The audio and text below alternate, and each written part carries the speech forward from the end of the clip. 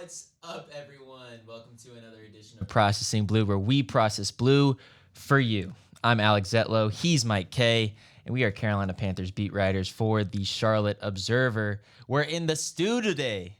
We're in the studio today, Mike. What's up, man? I don't know how to respond to that, Zach. Well, yeah, I don't exactly know. I was trying to say stew, as in like short for studio, make it sound cooler. I got it. I understood where you were going, but like my brain kind of just was like, I feel like I got kicked in the head by Ryan Fitzgerald. That was. Oh my God, yeah. Your brain must have been really scrambled. Yeah, well, it always is. Anyway, it's going well. Yeah. 4 days of training camp in the books. It feels like this is zooming by already. Mm-hmm. Already the first day in pads. I spent the day like distinctly and like obsessively studying Monroe Freeling. Yeah. If you're listening to this on Wednesday, we've got an article of beat by beat, like literally everything the guy did. Every song that was playing in the background. This was, stalker storytelling at its finest. But wait, Mike, real quick. When Monroe Freeling walked up to you to give, because y'all have an exclusive after practice, blah, blah, blah, do you want to tell the people what you told them? Yeah, they're going to hate this, especially the people that don't think I'm funny. I said, Monroe, how you freeling?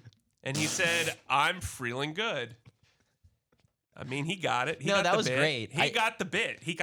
I think that's the height of comedy, to be honest with you. Yeah, I think, listen, Nick Samak, offensive linemen are the best. They get the bit. Nick Samak embracing the bit. He could have been like, wow, this guy's like picking on me or demeaning me. And he's like, no, I'm part of the joke too. No, but Mike, I'm glad that you said that it feels like practice has been zooming by. This training camp season has been zooming by. Because if you think about it, a lot of consequential stuff has happened. Day one, Nick Scorton goes down with what turns out to be a season-ending injury, an ACL tear, and we've talked about it on various platforms and in CharlotteObserver.com. But if you were going to be optimistic about this Panthers defense, he was probably the third guy you mentioned, the fourth guy you mentioned. He was the most.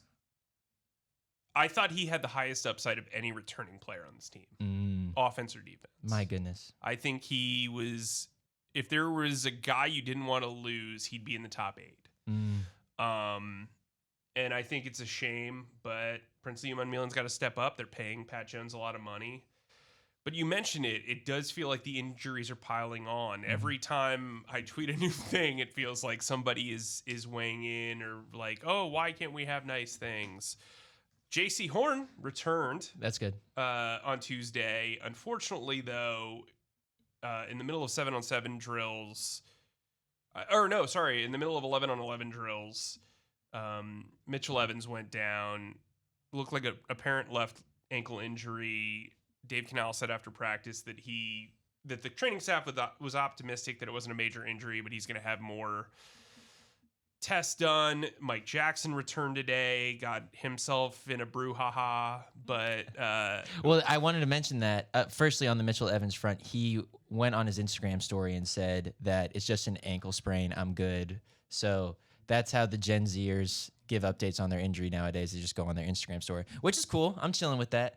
And Mike's looking at me because I'm actually a millennial. We've talked about this like a trillion times. No, not because you were actually a millennial. Well, whatever. This is an enduring bit. But like you mentioned Tuesday, and another rite of passage also happened on Tuesday, which is part of the reason why we can't believe that this has been going by so fast. The rite of passage being, one, pads came on. The physicality kind of ramped up in Bank of America Stadium off Main Street. 2, a fight happened.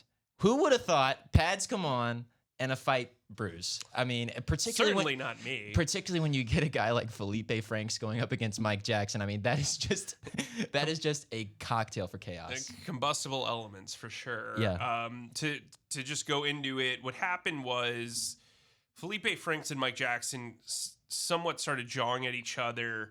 A bunch of teammates tried to split it up. Poor Caleb Evans was like launched to the ground out of nowhere. Like that's when I was like, this is getting real. Tommy Tremble, who might be the strongest position player on the team, had to forcibly remove Tommy Tremble or Felipe Franks. Yeah. I appreciate both their names have alliteration. Like that's Yo, I just noticed that. yeah, like as That's fire. yeah. I mean, processing blue approved. Pulls him out. Mike Jack has taken Felipe Frank's helmet off and throws the headgear probably 15 feet in the air. Oh, dude, I would say much higher than that. I mean, and it got distance too. Like it would have gotten a first down. Like much higher than that. That was crazy. Maybe I'm being modest here. 15 from his arm. Okay. So like 20 feet, let's say. And then it was like there was a break, and then everybody just got back to what they were doing. Yeah, and it was like, oh, okay, all right, cool, man. Like in the span of 15 minutes, Mitchell Evans is down on the ground. They're still practicing. They didn't do the whole scene from Rudy like they did with Nick Gordon. They continued practicing. I think it's because if they stop practice for every injury they have, there'd be a lot of. It's tough. It is tough. I make light not of the injuries, but of the situation. It's just like you can't. It seems like unavoidable to them. But yeah, in the span of like 15 to 20 minutes, there's a fight. There's Monroe Freeling versus Jalen Phillips in one-on-one drills. And then Mitchell Evans is gone, one-on-one drills. It's just like there's a lot going on. Yeah, and then in the back corner, you mentioned these injuries. You look in the back corner where all these injured players, these players on the non-football injury list and the PUP list or whatever, are hanging out and working out. You just look at them and you're like, wait, okay, that's the Panthers' starting right guard, Pro Bowl right guard, and Robert Hunt. Oh, yeah, right next to him, Damian Lewis is there today. Oh, wait, yeah, Taylor Moton's also hurt. Ike Ekwuanu's also hurt. And then you look on this offensive line and you see, who is it? It goes... It was Walker. Walker on the... Yep. Zavala, Fortner, Sadiq Charles, and Monroe Freeling. Unbelievable. Like what a motley crew that one was. But speaking of Freeling and obsessively studying him today, I thought he held himself to a pretty high standard. He was up against Jalen Phillips for most of practice. He admitted after practice that Jalen got him on their one-on-one drill. It seemed like only one drill per lineman. I don't really know why it wasn't all that efficient. That's normal. And normally it's like 2 or 3 reps for whatever. Brady Christensen, by the way, held up Travis Gibson today, which was impressive. Yeah. Especially because he's getting his legs back. Yep. I think Freeling's a guy who can win on talent in these practices. I'm really interested to see what happens in joint practices.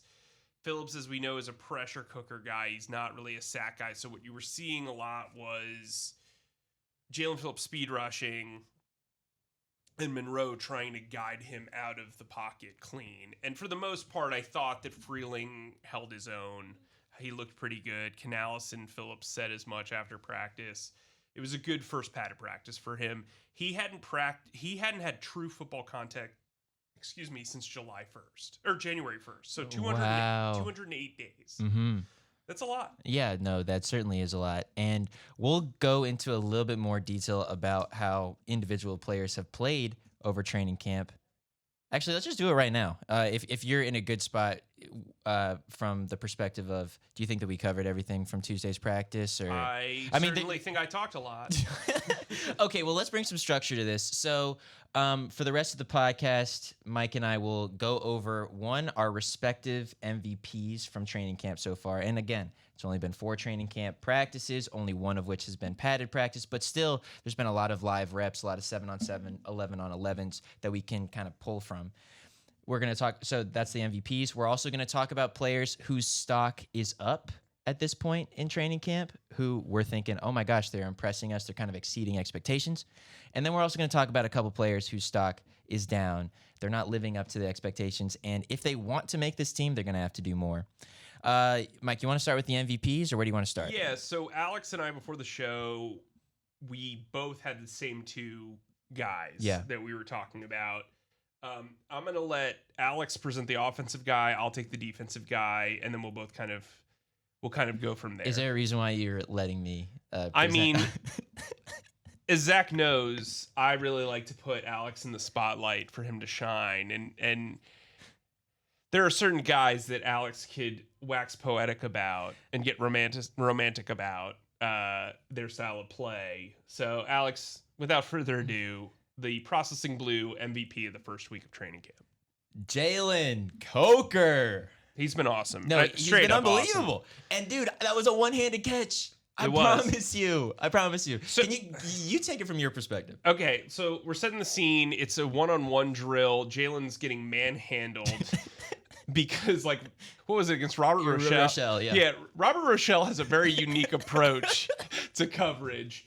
And I saw it at the corner of my eye because somebody was talking to me, talking to both of us. Alex obviously was paying way better attention. He's like, "Yeah, that's a one-handed catch." It's Jalen Coker on the field. I'm paying attention. Yeah, whatever. Anyway, yeah, one-handed catch. I'm like, "Are you sure?" I thought because the way his body contorted to my side of the view, like, if you're watching the video of this, I thought he grabbed it off his pads, and you were like, "No, that's a one-handed catch."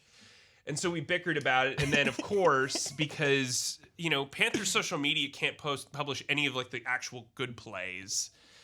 We can talk about that. Yeah, if you that's want. a whole other show. We can talk about that if you want. That might be next week's show. All of it. They published this one individual drill that gives you no context other than Jalen Coker is as good as you think he is, and it is a one-handed thing. And so I fell on my sword because I'm, as you all know, a big believer in accountability, and said, "No, Alex, you were right. I was wrong." It's humbling. Dude, Jalen is in shape. He's fast. He looks so good. Yeah. Everybody's like, this is the best shape ever. I know. Jalen is legitimately in fantastic shape. But Mike, when we get asked to go on these radio shows and they say, "So how's this guy looking?" Like, there's only so much we can say. You know what I'm saying? Like, you can only use so many descriptors. But like, his route running is so strong. His ability to shrug off defenders, like you mentioned with the Robert Rochelle thing. He's just so in shape, so fast, and I don't know how else to describe it beyond the fact that he just has brought this strength to his game they didn't have previously. I wouldn't compare him to Anquan Boldin, but there's a similar level of physicality in their game where it's like you're covering a guy who's like a micro tight end. And he understands his body. He understands how to go up. He understands to go over, and he understands how to go through a defender.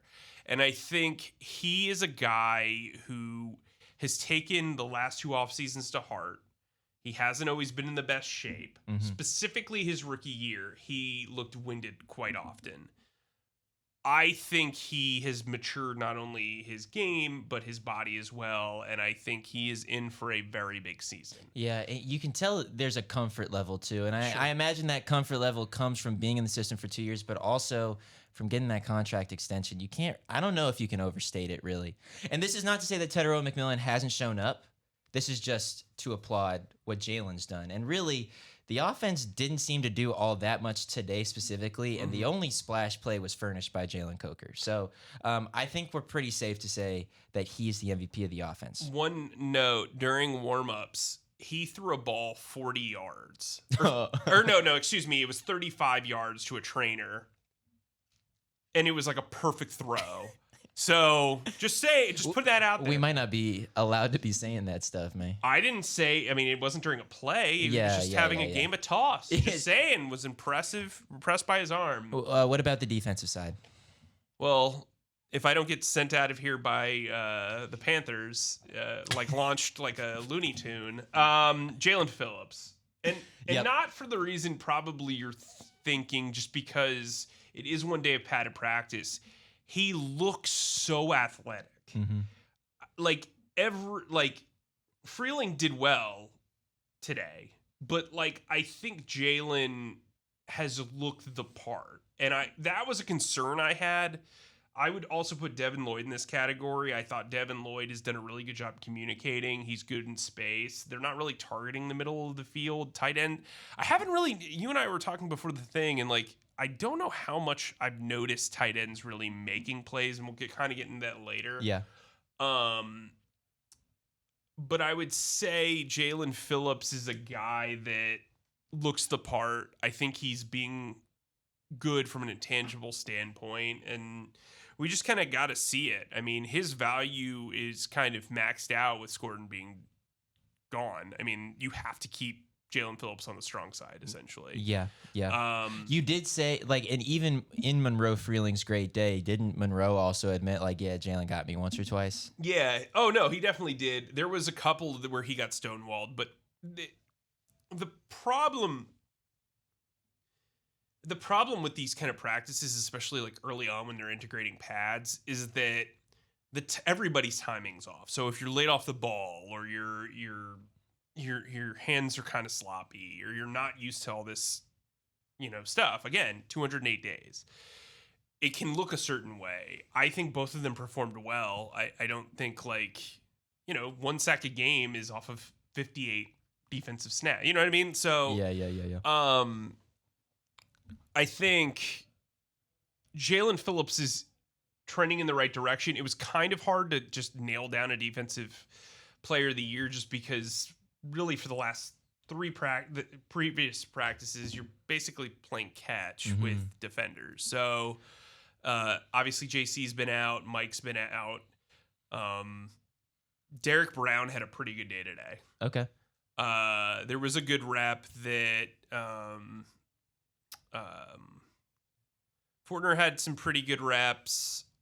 I thought Rasheed Walker had some pretty good reps. So yeah, Rasheed has had some pretty good returns from camp, at least from Dave Canales. He's been pretty complimentary of him. So yeah, I think Rasheed Walker's better than I kind of expected. Then again, this is the first day of pads. Yeah, but sure. I think he's taken the challenge well of being the left tackle. And talking about most valuable players, Jalen is going to kind of have to be, because with Nick Scourton gone, yes, Pat Jones was on the ascension last year before having a season-ending back injury. He's also going to have to really step up. He's going to also have to mentor Princely Umanmielen. Like, all of a sudden, Jalen Phillips' responsibilities are up.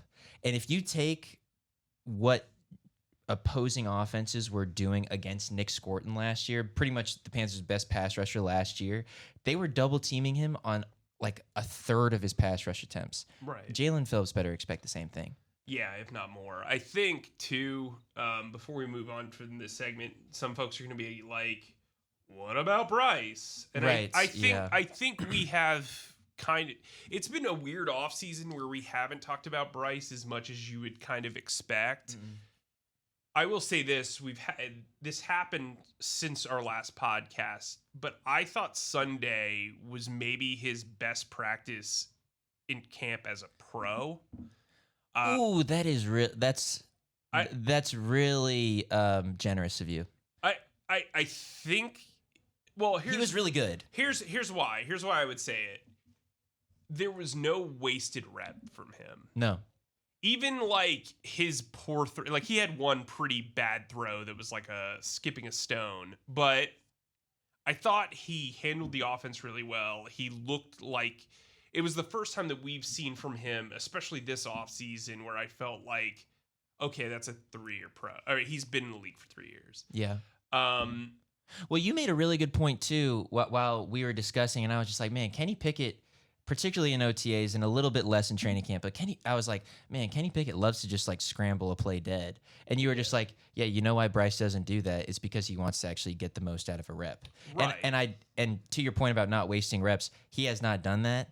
On Sunday specifically, as you were saying, there were moments where he was just like eluding tacklers in the backfield like he was back at Alabama, and he was literally pointing across the field to John Mechie. And I know we'll talk about John Mechie, but he was pointing across the field to John Mechie, and like there was like some nonverbal telekinesis going on, and he found him for like a 15-yard gain. And I'm like, that is what you do to not waste a rep. I know it ended up being a positive gain, so it looks pretty and all these things, and it's easy to talk about, but like, you could very easily just run that down. The play is over, blah, blah, blah. But no, that's not what Bryce is doing in year 4. To me, a good practice from a quarterback is an efficient practice. And when you are elevating the talent around you, which I felt like he did, there were throws that he made to like David Moore and Mechie, and he had a couple to Tommy Tremble and Mitchell Evans. I think that that's a successful practice. He also didn't leave his offensive line in the lurch when they faltered. He picked them up. He just looked really poised and accurate. And look, is there ever a perfect practice? No. Have we said, hey, that might be the best practice of his career before? Probably. Mm-hmm. But what I loved about that practice is they had gotten soundly defeated by the defense the first two. Dude, Dave Canales used the word dominant. Yes. And I think we kind of downplayed it in our storytelling. So, and I'm not trying to overcorrect it here. Like, I think when you take, what we try to do with notebooks is we take the one practice individually. We try not to like run with a narrative of like a string of practices once we, whatever. Because you and I are going back to back or whatever. But I think in retrospect, like if we were compiling the notebooks together both days, I think we would have said to ourselves, yeah, the defense very clearly dominated these practices. And so I loved the way that the offense responded, in particular Bryce Young. Didn't throw turnovers, was accurate, efficient. I thought he was really sharp, and they needed that heading into pads. Yeah, I think they did. Today's practice kind of sucked, if I'm being honest. Like, it was kind of messy. Even Dave Canales said it didn't live up to the standard. I mean, it was a horse dude practice. Like, that's what it was. You could tell these guys have not had contact in months. And that's why I think the Bryce Young performance of Sunday sticks out to me so much, I guess. That's fair. I think we have thoroughly discussed MVPs, yes. And I'm glad that we talked about Bryce Young, because you know what we do on the Processing Blue podcast? We talk about Bryce Young. Yeah. And we pontificate about all things Panthers, but we are not yet ready for the outro. All right, let's each go through, you want to do two guys who are stock up each, and I can go first. Yeah, you go first. Okay, my first stock up guy is Xavier Legette. And I know what you guys might be thinking. Well, actually, if you follow us on Twitter and you read CharlotteObserver.com, you won't be surprised by that, because Xavier. Neither will Robert Rochelle. Well, wait, did Robert have a bad rep against Xavier? What? Did Robert? Are you checking your phone while on the podcast? Sorry, our main man Lee is hitting me up on stuff. Oh, okay. No, but why did you mention Robert Rochelle? Or should we just move on? Because if you remember, there was a go ball in one-on-ones where Robert Rochelle was like trying to steal all of Xavier Legette's lunch money. Like, grabbing would be like an understatement. Grabbing and just holding, and it was like they were on their way to a picnic. It was very physical. Yeah. And Xavier Legette not only kept his stride, but Bryce Young hit him perfectly in the back of the end zone for, get this, a diving catch that he hauled in with both hands. Mm-hmm, mm-hmm. And I think that shows growth. It's only one catch, but like, I think he played to his physicality there. We need to see more of that, but I completely agree with you. I think he's been terrific. Well, it hasn't only been one catch, though. That's the thing. Right. Like, there was one rep today on Tuesday in which I couldn't quite get the cornerback's number, but it was just a simple out route, and it was a very physical out route. He was using his hands quite well, and he caught the ball along the sideline, yes, with his hands, and then got both feet in. And I was like, not even, Pro Bowl guys would always make that catch, and he hauled that in. And that is one of the things that you think about Xavier Legette the past 2 years. What do you think about? Okay, he doesn't catch the ball with his hands. Okay, he can't get both feet in bounds. And okay, occasionally he has some bouts of lack of awareness where he's lining up offsides or what have you. And throughout camp, that has not happened. He has been prepared. He has been solid. He's been catching the ball. He hasn't been dropping it. And he's also wildly in shape. No soft tissue injuries so far in camp, which you can't say about the previous 2 seasons with Xavier Legette. He is down about 7 to 10 pounds, which is something that the coaching staff wanted to see from him. Chris Brazzell, by the way, hasn't practiced the last 2 days because the rookie has been dealing with some knee soreness, which is normal for rookies because at this point they're not used to playing at this high level for so many days or whatever. But this is just I think that this shows Xavier Legette's growth. He's healthy, he's available, and he's playing well. My next guy, I'm going to go with a rookie. Okay. I'm going to go with Will Lee. Okay. Will Lee had a practice-ending interception against Bryce Young It was on Friday.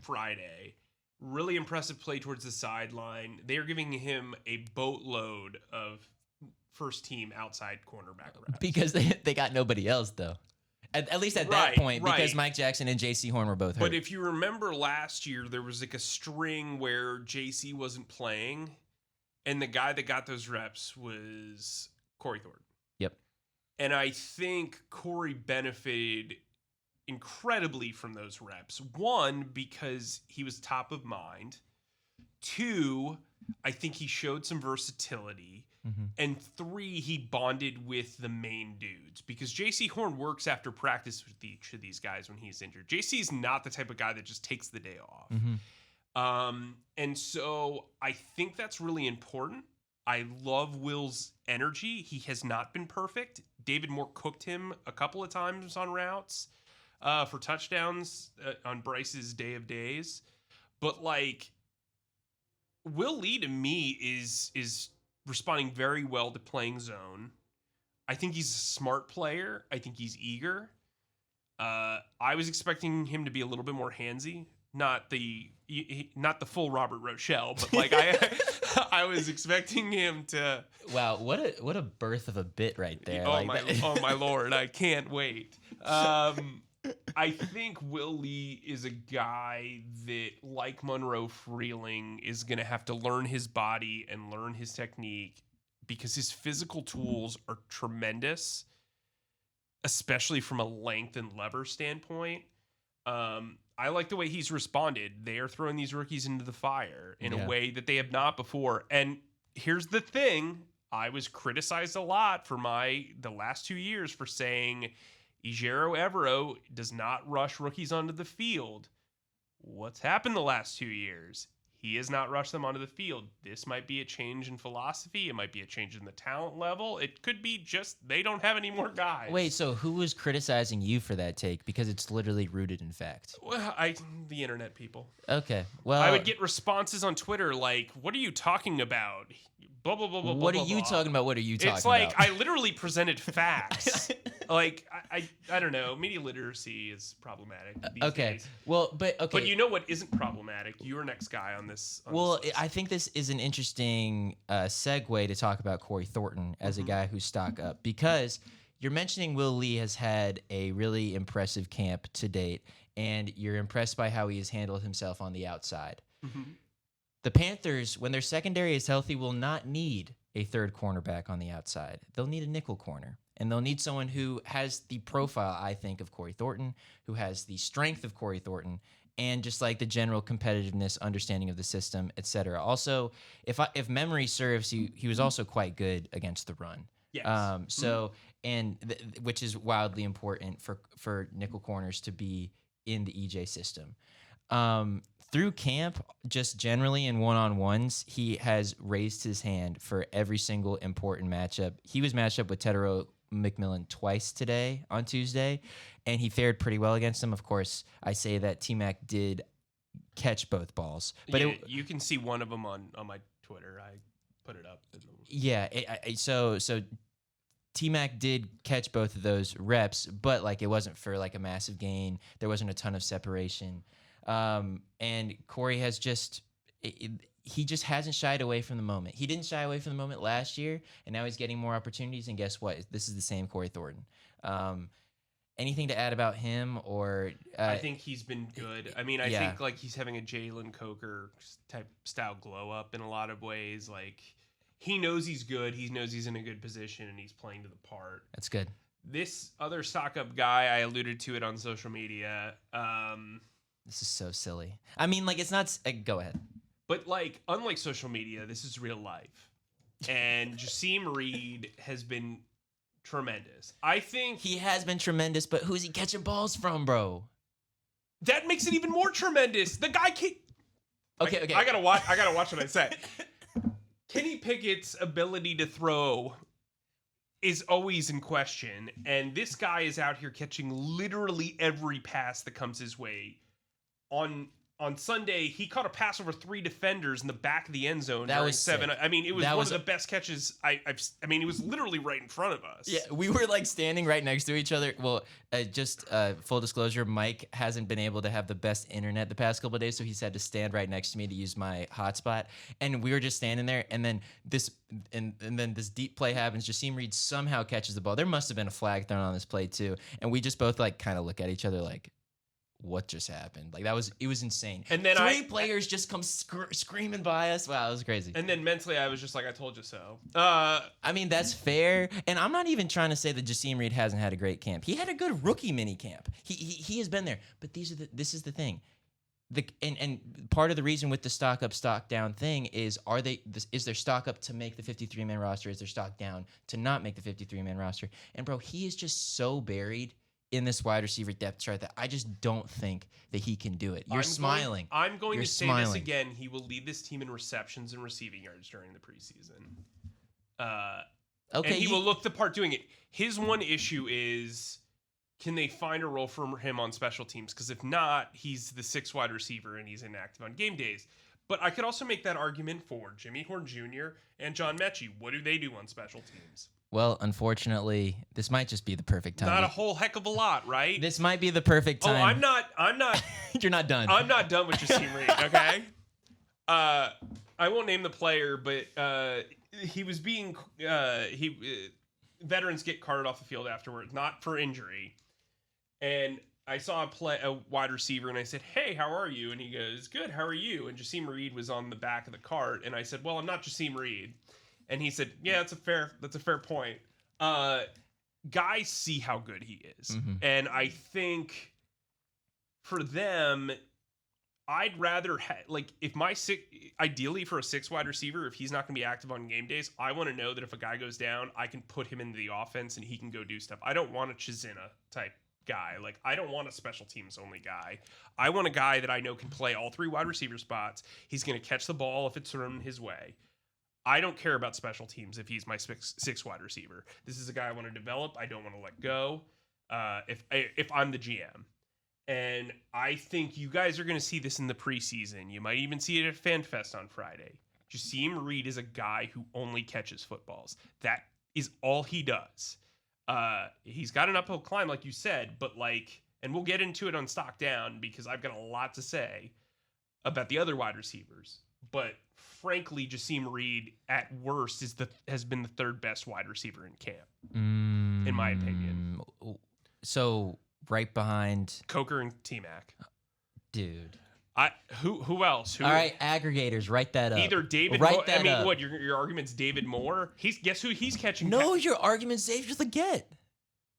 He had one really good game. He had a really good day. But the same day, Jasim Reed caught 4 touchdowns or 3 touchdowns or whatever he did. And Chris Brazel's been good too. He has, but he's also been injured, so we're disqualifying him for fine. I'm cool with 4. Okay, fine, 4. Okay, but there's 6 wide receivers on the team. I know. Sorry, we're all over the place. I think I might have heat poisoning again. Who knows? Well, okay, I think this is the perfect time to transition to Stock Down, which is our final segment of the day. Thank you all. Yeah, Zach is praying over here. Thank you all who have made it this far somehow, some way. If you have. We're talking Stock Down. We've already mentioned them both by name.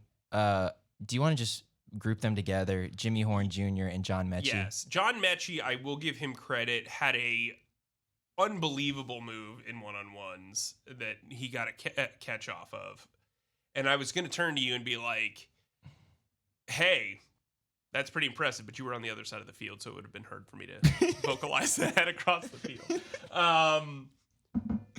Jimmy Horn, you and I have stood next to each other for 4 practices, and probably at least 2 of them have been like, wow, that guy's so fast. That guy's so fast. Quick. Cool, what else? I don't know. I just, to me, it's like, if they don't trust him to return punts, they don't trust him to return kicks. There were so many opportunities to give him last year with Trevor Achane. Got it right that time. With him working the way he was in the kick and punt return game, and they never went to Jimmy. I know. And I just, I don't see a lot of offensive plays from him either. I don't either. Not even with Kenny Pickett or Haynes King throwing him the ball. By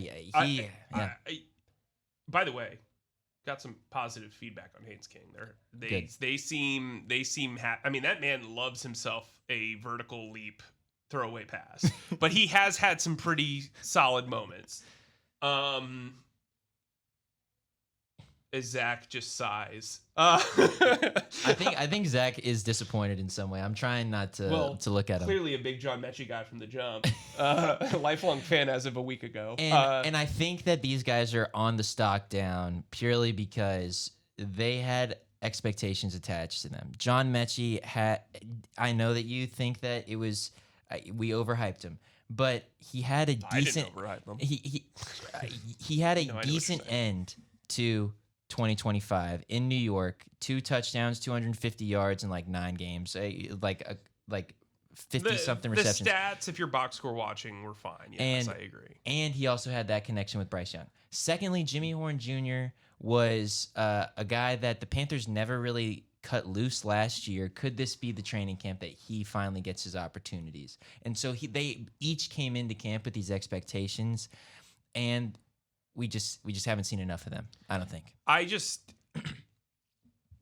It's cool to have like these intangibles, and it's cool to have technique, and it's cool to have all the speed and everything. It's year 3 of the Canales era. They were 8-9. They've never been over 500. They won a division moonwalking.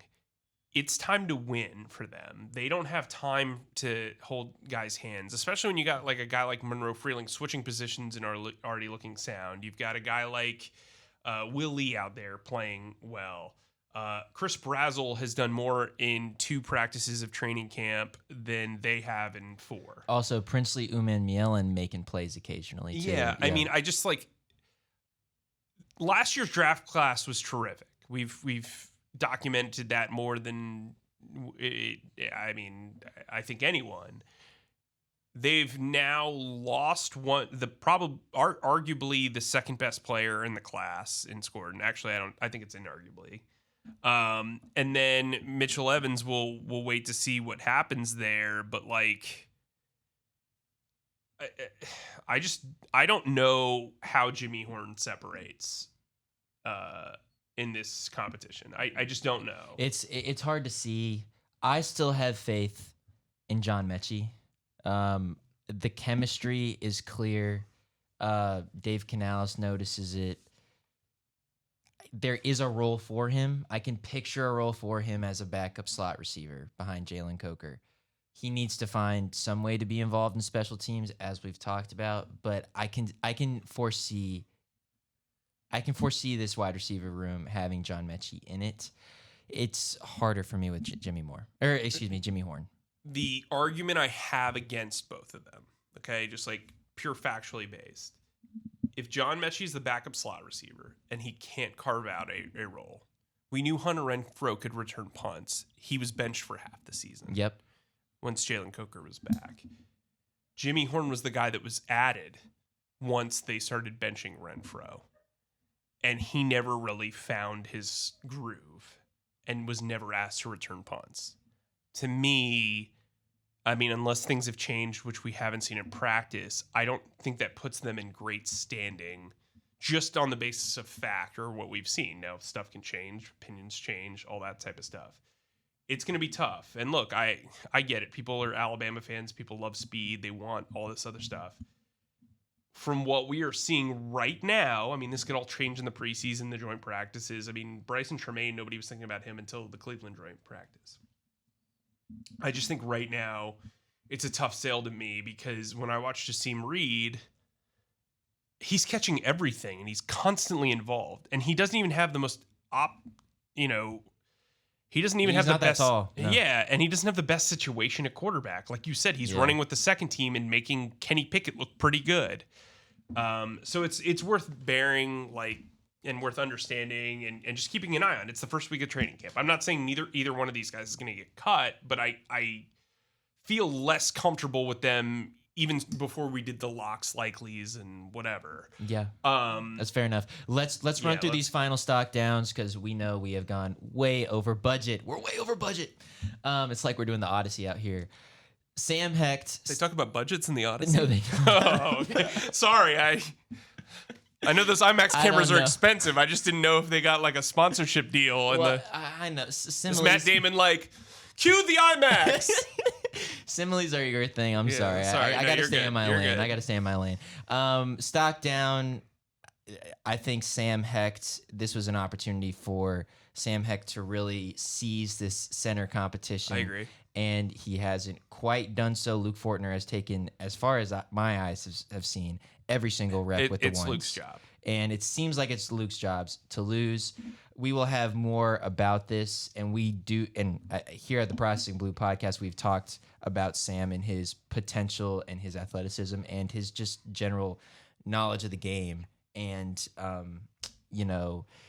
he's going to have to prove it in his preseason reps. What about you, And Mike? he's a fifth-round rookie. I mean, yeah, it's fair. Yeah, He's a fifth-round draft pick. But he was projected to be higher. The Panthers kind of sold the fact that they got a steal for him. Okay, that comes with expectations. Stock down so far for training camp practices in. Mike, you're up. And the name that I'm going to bring up is particularly disappointing because of how great he was last training camp. I have not noticed Jatavian Sanders at all during the summer. Maybe that's partially because I spent an entire practice obsessed with the right tackle. But like I don't know when it's going to click. And we've seen flashes, but since that neck injury against the Chiefs, it just kind of feels like, cool, well, he had that great summer and then he completely evaporated from like the plan. I mean, I think Tommy's been fine. I haven't really noticed a lot of tight end plays in general, which is kind of weird when 13 personnel is becoming all the rage. But by the way, for those who want that, especially as an extra tight end enthusiast, you have to have the talent to do that. They don't. That's not going to happen here. Yeah. They can win with 12. And I'm just curious to kind of see how this all plays out. Obviously, we don't know the extent of Mitchell Evans' injury. Maybe this helps James Mitchell or Felipe Franks when he's not getting his helmet ripped off. I mean, as you know, to harken back, yes, he's a very good special teams player. He brings on a lot of penalties. Oh, he did. Yeah. And by the way, when the Panthers, this was 2 years ago now, but when the Panthers actually executed a beautiful fake punt and Johnny Hecker threw a dot to Felipe Franks, who's supposed to be a tight end, he just dropped it. He has actually, to his credit, been catching actually a lot of passes. I mean, which is fair. And he found a way back on this roster after being in Atlanta a year prior. The coaching staff does have some affinity for him. Sure. But when we're talking tight ends, I think it's fair. I think really most of the tight end room has been pretty quiet. We haven't, but JT Sanders among them. Before we get out of here, Mike, we haven't mentioned Jonathan Brooks. There's not much to say beyond the fact that he's 100%. He's fast. He looks good. Yeah, he looks good. Not great. He looks good. Good receiving the ball. I would actually come closer to saying he looks great. I mean, I'm not saying he's going to be an all-pro running back or anything like that, but from what we thought he might look like at this point, he's exceeded my expectations as far as his speed, his cutting ability, his confidence in himself. I think he's met my expectations of what, just based on what I've heard and what I've seen and OTAs. It's early. I mean, it's one practice of pads. Like, again, we're talking about all this stuff, and we don't want to be overzealous with a lot of stuff as I anoint Bryce's practice the greatest of his career.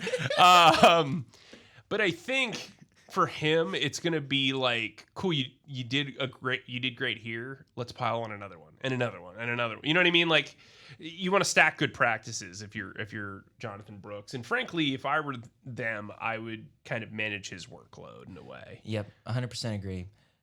Mike, anything that the readers of the Charlotte Observer need to know before we get on out of here? Newsletters, blah, blah, blah. Yeah, you should sign up for the Access Panthers newsletter. It's free. It comes once a week until the season, and then it comes twice a week.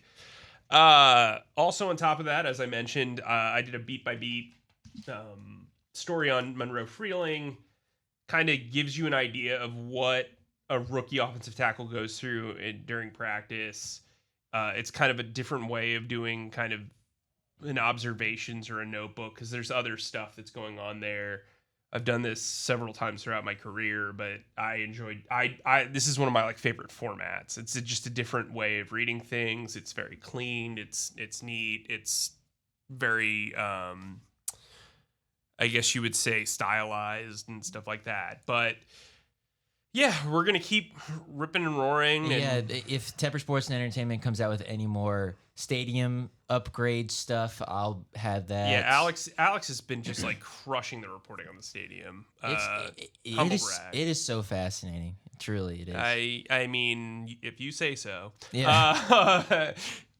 Also, shout out to Zach Dennis, who does all the stuff behind the scenes, has to switch up his schedule all the time to kind of accommodate the show. We have a pretty fierce audience. We really appreciate how much you guys kind of tune in and get excited about the show and the feedback we get. So thank you for that. And thank you for your interest into what I'm reading. I could tell you what I'm reading, but maybe I should tweet that out or something. Or maybe I'll just tweet it out.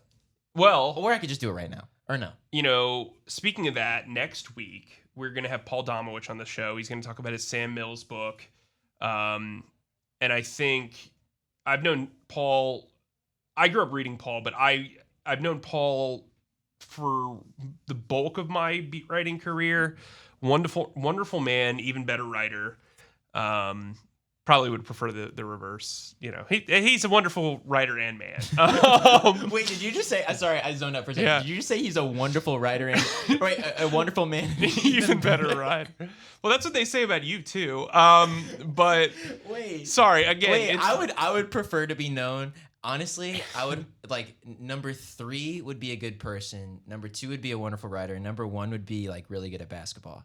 That's how I would prefer to be known. That's how LeBron James is known, apparently. But that's great. Anyway, he's got a Sam Mills book out. I just cracked it open a couple of days ago. Hopefully, I'll be done with it by the time we get to the interview. But a special guy, and excited to have him on the show. Yeah, that's what you should be reading. And yeah, that's all I got for you right now. And here we go. Thanks, as always, for listening to our pontifications on all things Panthers with Mike Kaye and myself and our wonderful producer, Zach Dennis. Please subscribe and follow us on Spotify, Apple Podcasts, or wherever you get your podcasts by searching Processing Blue. And if you watch us on YouTube, please subscribe to our YouTube channel and click on the bell icon to get notified whenever new episodes drop. And finally, please be sure to stick to charlotteobserver.com for all of your Panthers needs. Mike, stay humble, stay creative, and keep processing. Zach, that's a wrap.